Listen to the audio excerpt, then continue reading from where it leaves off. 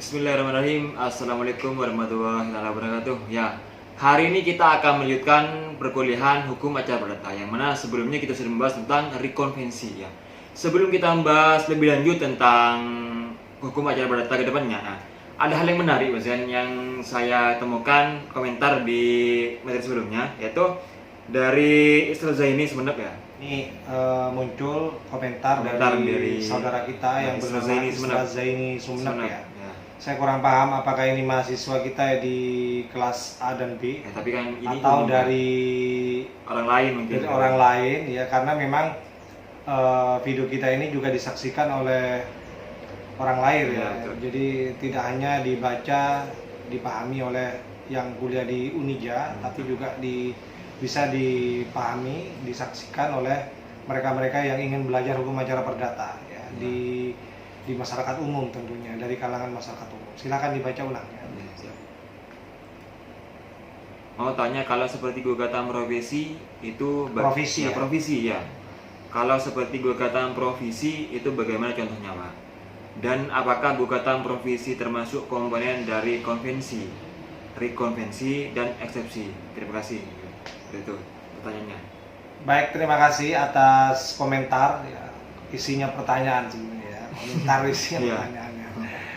Tapi saya jujur senang ya kalau misalnya ada yang berkomentar, menanggapi atau bertanya ya di kolom komentar video kita ya. Artinya apa? Kita berhasil membangun dialog ya dengan masyarakat luas ya.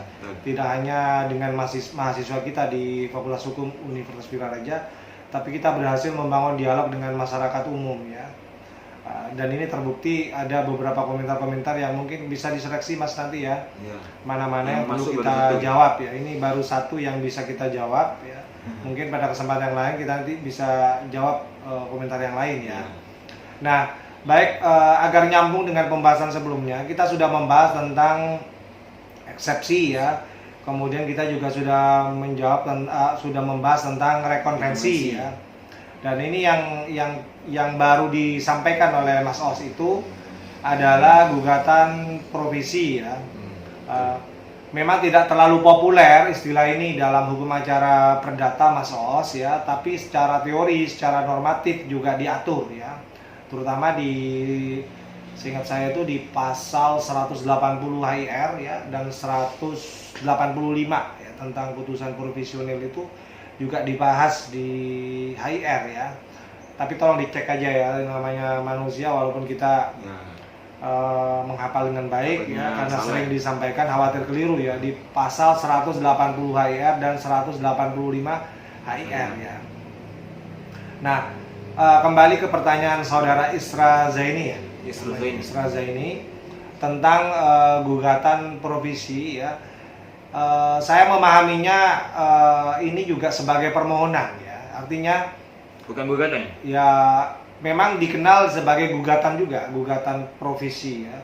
Tapi isinya sebenarnya adalah permohonan ya kepada hakim ya, dalam hal ini adalah hakim di arbitrase ya, supaya diberikan keputusan sementara ya, dijatuhkan putusan sementara ya, terhadap perkara yang sedang berlangsung ya.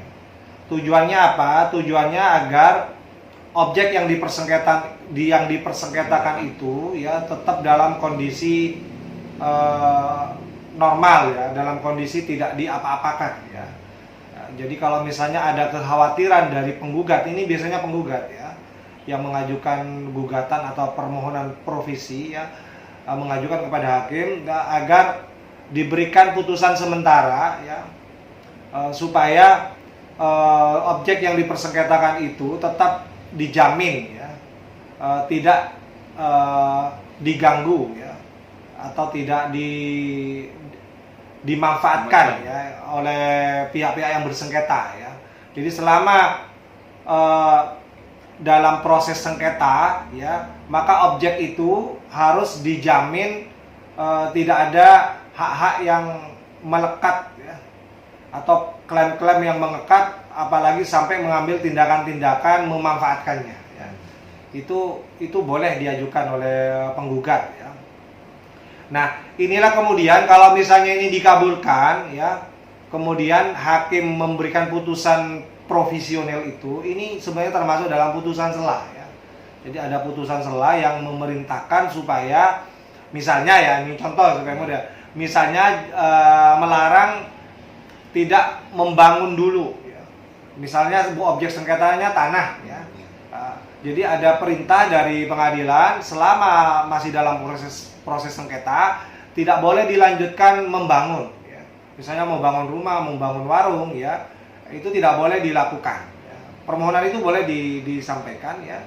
Gugatan itu boleh disampaikan dengan harapan tidak boleh memanfaatkan atau membangun atau melanjutkan bangunan ya dalam sebuah objek yang dipersengketakan ya. Nah, itu. Nah, di pasal 180 HIR itu memang disebutkan bahwa walaupun ada orang yang membantah keputusan hakim ya, atau minta supaya bisa banding ya, maka pengadilan tetap boleh memerintahkan putusan itu dijalankan dulu ya, dijalankan dulu ya. Jadi selama menunggu ada pemeriksaan lebih lanjut ya, sampai diputus ingkrah ya, itu boleh diputus sela dulu ya, agar objek yang dipersengketakan itu aman ya, tidak dimanfaatkan oleh pihak-pihak yang bersengketa atau pihak lain ya. Jadi itu. Nah, di pasal 185 itu juga sama. Jadi di pasal 185 HIR itu malah boleh mengambil tindakan-tindakan pendahuluan ya. Ya, sebelum masuk ke pokok perkara, sebelum diperiksa, boleh itu hakim menjatuhkan putusan provisional ya, di pasal 185 HIR itu ya. Jadi berupa yang isinya itu memerintahkan ada tindakan-tindakan pendahuluan untuk mengamankan ya objek yang dipersengketakan supaya tidak diapa-apakan dulu ya. Supaya ini tidak merugikan salah satu pihak atau para pihak yang bersengketa begitu ya. Nah, ini penjelasan secara singkat tentang gugatan provisional atau putusan profesional yang menjadi salah satu dari putusan sela ya. Jadi kalau istilah putusan sela saya kira hampir semua kita pernah mendengar itu. Tapi tadi kan provisi ya. Ya, itu provisi, gugatan provisi yang dipertanyakan ya. Kemudian ada keputusan namanya putusan provisional ya, dan kita memahaminya itu menjadi salah satu putusan sela ya. Jadi perintah dari pengadilan ya, berdasarkan putusan hakim memerintahkan supaya ada tindakan-tindakan untuk mencegah terjadinya pemanfaatan terhadap objek yang dipersengketakan. Jadi tujuannya ini untuk mengamankan suatu yang disengketakan. Ya, biasanya penggugat mengajukan itu karena tidak mau selama dalam proses sengketa ya, objek yang dipersengketakan misalnya tanah misalnya itu dibangun. Misalnya dibangun warung atau sudah dibangun ingin dilanjutkan padahal masih dalam proses sengketa ya. Jadi intinya itu ya. Dan dikhawatirkan juga yang lebih fatal lagi, khawatir nanti dipindah tangankan gitu ya, atau dipindah tangan hakkan misalnya ya. Itu harus ada jaminan memang masing-masing penggugat pasti ingin gitu ya, ada jaminan supaya yang dipersengketakan ini aman gitu, tidak diapa-apakan dulu ya, sambil menunggu ada putusan ingkrah dari pengadilan gitu ya. Jadi itu saya sekedar menjawab secara singkat pertanyaan saudara Isra Zaini ya. Teman-teman yang masih punya unek-unek pertanyaan bolehlah ditanyakan di kolom komentar. Nanti kita pilih mana-mana yang penting untuk dijawab ya, walaupun mungkin tidak semuanya dijawab satu persatu ya. Tapi kita pilih mana-mana yang pokok ya, yang mewakili yang lain-lain ya. Itu.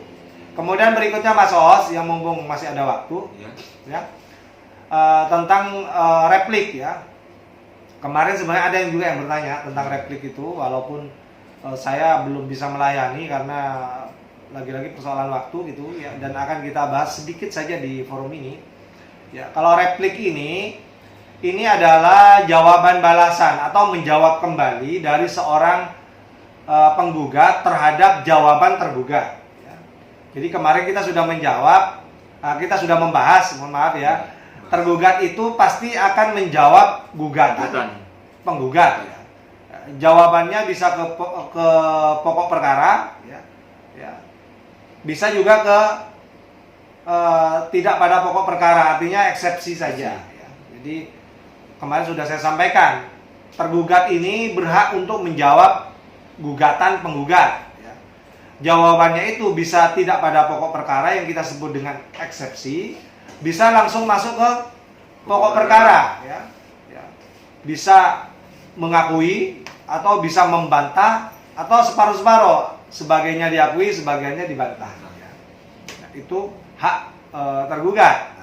Nah, ketika membantah misalnya jawabannya masuk ke pokok perkara dan isinya bantahan semua misalnya ya, maka di sini penggugat dapat kesempatan lagi untuk menyampaikan replik. Ya. Jadi dia menjawab kembali, kalau dalam bahasanya Simorangkir itu jawaban balasan, ya, jawaban balasan terhadap jawaban tergugat. Ya. Tergugat membantah, ya, isi gugatan penggugat, maka penggugat juga menjawab lagi. Menjawab lagi jawaban tergugat. Ya. Nah, jawabannya itu bisa berupa dalil-dalil baru, dalil-dalil tambahan ya untuk menguatkan gugatannya. Ya.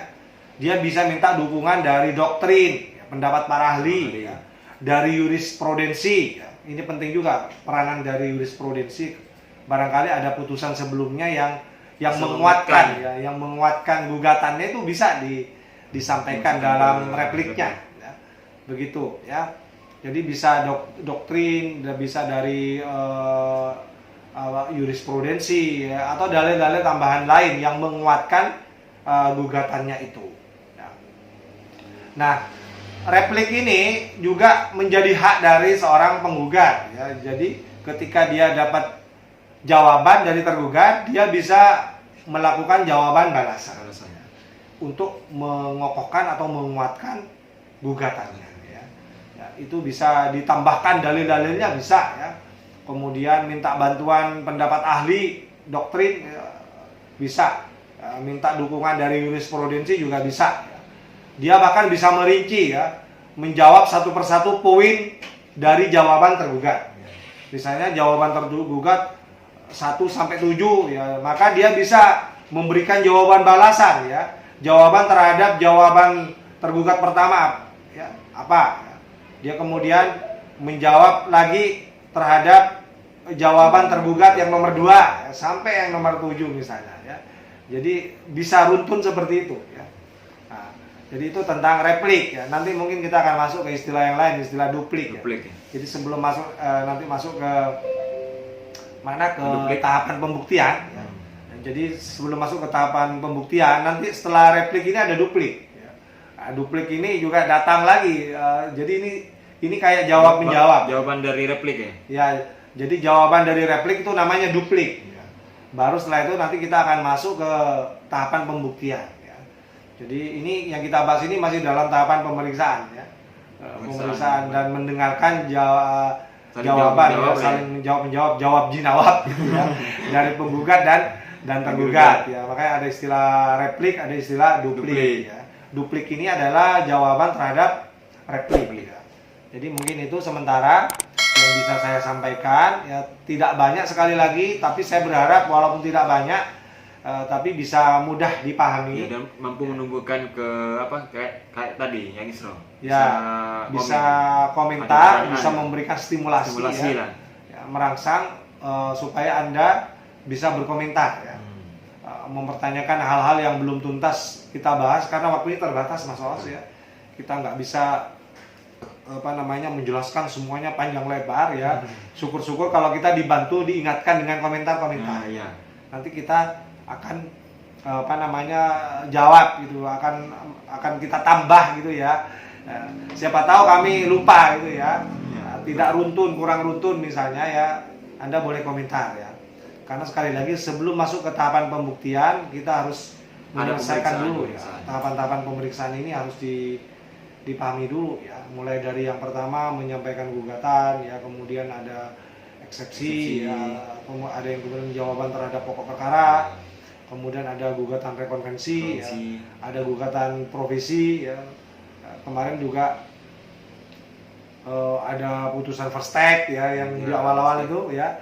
Itu bagian-bagian penting menurut saya yang harus dikenal dalam tahapan-tahapan pemeriksaan ya.